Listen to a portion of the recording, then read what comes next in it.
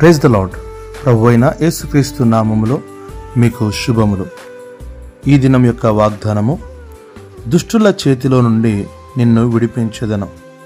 ఇర్మియా గ్రంథం 15వ అధ్యాయం 21వ వచనం.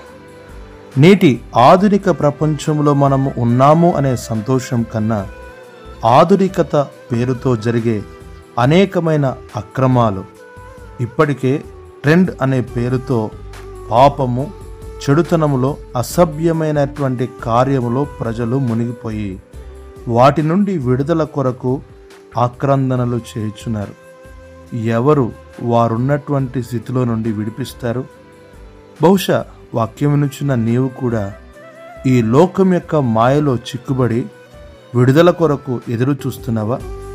అయితే ఈ మాట నీ కొరకే. ప్రభువైన యేసుక్రీస్తు నిన్ను తప్పక నీవున్నటువంటి స్థితి అది ఏదైనా అందులో నుండి నిన్ను విడిపించుటకు శక్తిమంతుడు.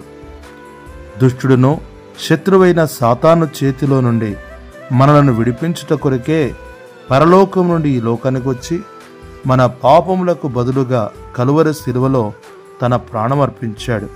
రక్తము కార్చి మరణించి సమాధి చేయబడి 3వ దినంన తిరిగి లేచాడు. బహుశా ఇప్పటికే ఎన్నో ప్రయత్నాలు చేసి అలసిపోయావేమో. యేసుక్రీస్తును ప్రయత్నించి చూడు, ఆయన నిన్ను తప్పక విడిపించును.